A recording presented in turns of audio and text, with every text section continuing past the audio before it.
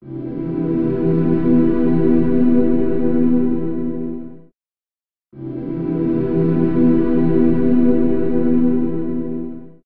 surgery and rocket science, they're two things, hours and hours of deliberate practice. And I was absolutely delighted to see yesterday that when I saw those workshops where the foreign faculty and the Pakistani faculty who has descended all over from Pakistan and abroad to this prestigious institution, King Edward Medical University, trying to actually tell what is deliberate practice. And I was myself involved in a bit of deliberate practice. I had my first opportunity to work on a microscope, and I tried to do an anastomosis, but I was told that this is reserved for the trainees. So it was great to have that experience, and I really enjoyed that. I'm sure that this kind of deliberate practice is the way forward, so that the budding and the younger neurosurgeons would actually go ahead and develop their work ethics and get proficiency in what they want to do. And I think that this conference has provided them with the opportunity to actually be very precise, be very skillful, and know what they want to do. So now I'm addressing all those brilliant young neurosurgeons who are sitting at the back, that this is an opportunity to actually advance your knowledge, whatever you have. This is a great opportunity. I was just listening to Professor Lozano, and this is a great opportunity to actually learn from these great people who have got the wealth of experience and knowledge, and who have come down to this great university to actually teach you. So this is a great moment to actually learn from them, develop whatever expertise you want to, and I think that this is going to be a great platform for our young budding neurosurgeons to actually interact with them and try to actually reach the pyramid of their own careers. So I think that once again I would like to thank the Pakistan Society of Neurosurgery. I see so many brilliant people, sitting here. My own teacher, Professor Tariq Salahuddin, is sitting here. My colleagues, so everybody's sitting here. So I think that once again, I would really welcome everybody and each of you. I had an opportunity to meet you yesterday. I had a great opportunity to meet my old colleague, Professor Nakibullah Chakzai, today. So very welcome to this university. I hope that the society is looking after you. But I am a co-host to all of you, and I take this opportunity to welcome you again to this university. Thank you very much.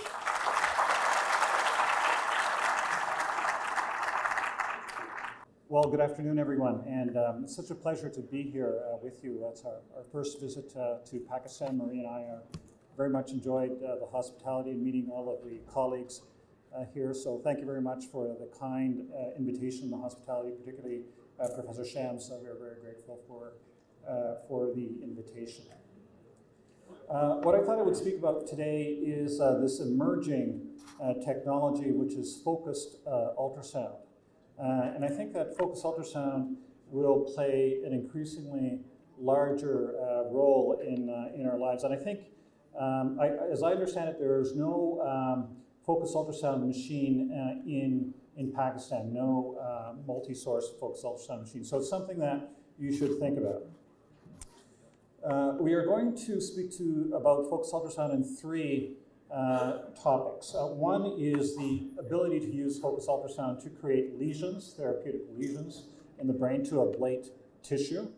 The second is to use focused ultrasound to stimulate the brain, both the surface of the brain, and the unique property of ultrasound is that it penetrates deep in the brain, so you can penetrate and stimulate deep structures.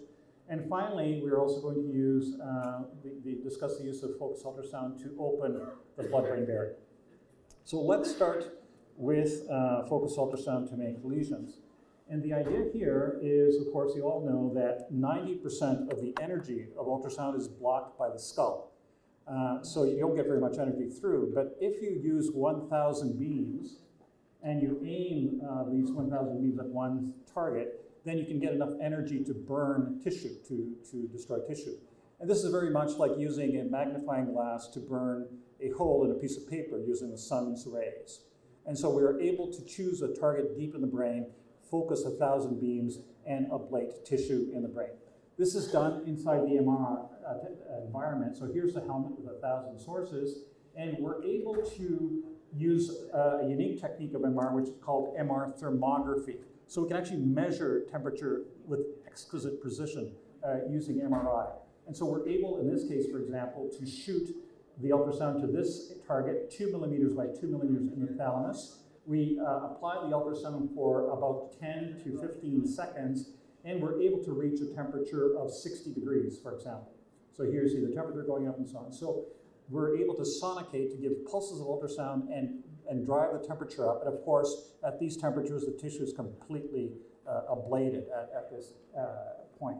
So we're using this mostly for tremor. And what we do is we make a small lesion, and then very much like adding skins to the onion, we're making lesions bigger and bigger until we get a lesion that eliminates the tremor. And so the patient gets an instant result in the MR. We keep on making the lesion bigger and bigger until the tremor goes away completely. This looks exactly like a radiofrequency lesion. So what we do is, here's what it looks like immediately post-op, and then over the course of time, the lesions tend to get bigger initially with edema, but then after 3 months, you'll see the lesion gets quite a bit smaller. It's almost very difficult to see back here at 3 months. All right, so what does this look like? So you have to shave the patient's hair. Now, one of my first patients, in fact, was bald, so he did us the favor of, we didn't have to shave his hair. But this is a man with essential tremor. He is from South Africa, and you can see the tremor that he has here. He's an engineer. You can see quite disabling to have this degree of action tremor. Here he's trying to drink a glass of water, and he's just saying, I can't do it. And here he's trying to write his name. So you can see how disabling this can be. So he goes into the MR machine, and we do 3 shots with the ultrasound. He comes back out, and he has an instant result, right? So there's an instant benefit. And I asked him, when's the last time that you were able to drink water with one hand? And he says, it's been more than 10 years since I've been able to drink water with one hand. So this procedure works instantly. It's taking about an hour to an hour and a half to do these procedures. And we do 4 of them a day. And it's done as an outpatient. So we do this as an outpatient procedure. And in fact, this procedure has completely replaced DBS in our center for tremor because of its non-invasiveness and the preference by patients. So we published a paper some time ago about this type of therapy, and we did a sham arm. So you went into the machine and either turned on the ultrasound or you did not, and you have a tremor score. And if you do not turn on the ultrasound, then of course you start off with a tremor score here, and it does not improve. And if you do turn on the ultrasound when you're in the machine, then of course the tremor score goes down. It's immediate, and the tremor score benefit is maintained over the course of time here at a year. How long does this last, this effect on tremor? Well, we now have data for 5 years, which we just published about a week ago. And if you get a benefit initially, it is maintained at least for 5 years. So what we have is a long-lasting effect of focused ultrasound in these patients. One of the great dogmas in neurosurgery is that you cannot make lesions on both sides of the brain. So we, of course, have decided to ignore that dogma, and we are now making lesions on both sides of the brain for patients with bilateral tremor. Tremor is almost always a bilateral illness. So we ask our patients, do they want the second side done? And what we've done is, here are our first 10 patients, and the first sided lesion is an arrow, and the second side lesion is the asterisk. And we always leave an interval of 6 months between the first side and the second side. But we've now done this bilateral thalamotomies in 20 patients, and I can tell you that it is quite safe and effective. So this previous idea that you cannot do bilateral lesions is probably an overstatement, and I think we can indeed do bilateral lesions in the thalamus for patients with essential tremor. So just to show you what this looks like, so here's a patient who undergoes bilateral thalamotomy. At baseline, he has tremor in the right hand and tremor in the left hand, as you can see when he's attempting to draw the spirals. He then goes and has a left thalamotomy, and of course the tremor in his right hand improves. The left hand is unchanged, and then a few months later he undergoes the second sided thalamotomy, the right side, and now you see that he has good benefit on both sides. So this is an example of bilateral thalamotomy.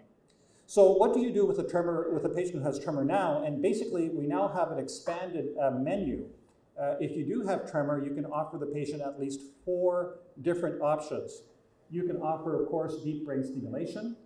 You can offer focused ultrasound, which we just discussed.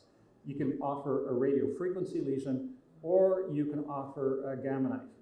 And the question is, are any of these better than the other, and do any of them have more side effects than the other? Of course, the focused ultrasound and the gamma knife do not involve any skin incisions, but in terms of efficacy, interestingly, they are all in the same ballpark. You get about a 50 to 70% improvement in tremor scores. And so I think that I have equipoise in saying that these therapies are similar in terms of the efficacy of the procedures, and also they are similar in terms of the adverse effects. So you see, for example, dysarthria. You see dysarthria can occur in any of these procedures. Ataxia and gait can occur with any of these procedures and so on. So I have equipoise, and I am able to offer the patient these 4 different procedures. I ask them, you have tremor, which ones of these procedures do you prefer? And when we give them the choice of these 4 different procedures, about 95% of patients choose to have the focused ultrasound.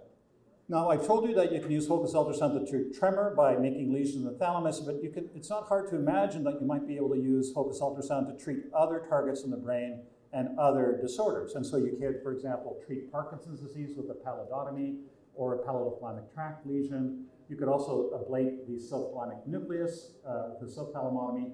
And you can go beyond movement disorders to treat other disorders, including psychiatric disorders like capsulotomy. So you can make a lesion in the anterior limb of the internal capsule, done here bilaterally, to treat obsessive compulsive disorder.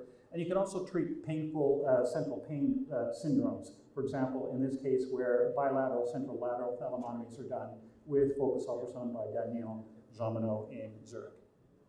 So it is clear that you can use ultrasound to ablate tissue. I've not spoken about using ultrasound to treat epilepsy, but you could imagine doing hippocampectomies with this. You could imagine treating tumors with this to ablate. So this is still in development. Let's move on now from lesions to stimulation. And can we use ultrasound to produce stimulation? And what I'm going to show you here is an animal. This is work done by William Tyler. And basically you have a rat, and the rat is being treated with ultrasound. And you'll see that every time that an ultrasound pulse is given, there's a contraction of the corticospinal tract in this animal. So it is clear that ultrasound can stimulate the brain. And what we're doing now is taking advantage of the unique property of ultrasound, that not only can we deliver the pulse of ultrasound on the surface of the brain, but we can actually focus the ultrasound to the maximum depth of about 8 centimeters. So what this means is that we can now start stimulating things like the subthalamic nucleus and the globus pallidus with ultrasound as well. So what does this mean? It means that we might be able to use ultrasound for brain mapping. We could identify motor cortex, speech areas, either in the operating room or outside of the operating room. It also might mean that if you wanted to predict what's DBS going to do, maybe we can use ultrasound to stimulate these deep structures and see what kind of clinical effects, and in so doing, we might be able to predict what the effects of DBS may be. So this might be very useful in something like pain, where we don't know whether DBS for pain will be useful. We might be able to stimulate various areas of the brain and see whether there's a response, a benefit to pain. And this would then drive and personalize the choice of targets for those patients to choose a target that might be most effective for that particular patient. And then in the future, you might think, well, if we could stimulate chronically with ultrasound, what if we had an ultrasound probe on the surface of the skull, and then we could stimulate the depth structure without penetrating the brain? And so could one day focused ultrasound be used to replace DBS? And so this is an interesting possibility. Finally, I want to tell you about something I think is very exciting, and that's the possibility of using ultrasound to open the blood-brain barrier. And this is done by giving intravenous microbubbles. So microbubbles are a contrast agent that people use as an ultrasound agent for the liver imaging and cardiac imaging. So you give these bubbles, and then you give ultrasound. And what happens with the ultrasound is that these bubbles expand and shrink. And as they expand, they break the tight junctions that unify the endothelial cells. And in so doing, they are able to open the blood-brain barrier. So you have to time this very, very carefully. You have to give the bubbles, and then you have to wait 10 seconds, and then you give the ultrasound in the brain. And you aim the ultrasound in the brain exactly to where you want to open it. So it's focal opening of the blood-brain barrier in the brain using this technique. So what does this look like? So here's an animal that there's a gene called D-tomato that's been injected into the hippocampus. And here's an animal where the BBB has been open and the gene has been given intravenously. And you'll see that the gene only goes out where the blood-brain barrier has been open. So this is an example of administering gene therapy to the brain without opening the skull. We open the BBB and the gene therapy is given intravenously and it only enters the brain where the BBB is open. So this opens up, I think, a whole new set of possibilities of doing gene therapy non-invasively. You can imagine that you could also put in proteins, you can put in antibodies, for example, antibodies to breast cancer tumors with Herceptin, for example. You can also clear pathological proteins. You can even give cells, and cells will leak out where the BBB is open. So I think this opens up a whole new set of possibilities because, as you know, the blood-brain barrier keeps molecules out that are over 400 molecular weight. This means that there are thousands and thousands of drugs that do not have a chance of getting into the brain. But now, if we can open the BBB, then these drugs have, for the first time, access to the brain. And this, I think, opens up a number of interesting possibilities. So here's an example of one of the first patients in Toronto. This is a patient who has a glioblastoma. And in this particular case, the bubbles were given, and then 9 shots of ultrasound were given. You can see the 9 points here. And gadolinium is administered. And you know that the BBB is open because gadolinium extravasates when the BBB is open. And so you see this sugar cube pattern of 3 by 3. And this indicates that the BBB has been open because the gadolinium is leaking. If you wait 12 hours and repeat the gadolinium, it no longer gets through. So it tells you that the blood-brain barrier reconstitutes after a period of time. Between 12 and 24 hours later, it will reconstitute. And so then it seals up and you might have to do it again. So in conclusion then, we've seen that for things like tremor, medications on DBS are very good, but they are invasive and they're perhaps not preferred. And it seems interesting that we used to use DBS for many things, and now we're talking about going back to lesions. So it seems like we're going a step backwards because we're returning to the lesions, which of course are irreversible. So this seems paradoxical that we're taking a step back towards lesions. But why is that? Why are we going backwards with lesions? That's because it's non-invasive, it's minimally invasive. And what happens is that there are many patients who would say, I would never allow someone to drill a hole in my head and put an electrode, but they will accept to have ultrasound. And so this is what's happening. The patients are demanding this. They say, I want this procedure done because it does not involve drilling a hole in my head, and it can be done as an outpatient. So I think that there are many patients who would never agree to surgery who would agree to focus ultrasound, and this is why there's such an uptake of this type of technology. It is an interesting therapy that is at the interface between neurology, neurosurgery, and radiology, and this is an area that I think neurosurgeons have to be leaders in. If we are not careful, the radiologists are going to do these procedures, and we will be shut out. So I think that we have to be very careful to be leaders in this area, otherwise someone else will eat our lunch, as it is said. So it's very important for us to be leaders in this area. The first indication, of course, is tremor, but there are rapidly a series of new indications that are going to be emerging, in particular Parkinson's disease, and I think tremor and pain and epilepsy, I think, are going to be novel indications for this type of ablative surgery. And I think that we will see that there will be an increasing number of indications for ultrasound as time goes on, and perhaps we'll treat a number of psychiatric and neurologic disorders. And I think that there is no such machine in Pakistan and no such technology in Pakistan. I think it's something that you should consider to treat the many millions of people from your country that could benefit from this type of technology. Thank you very much for your kind attention.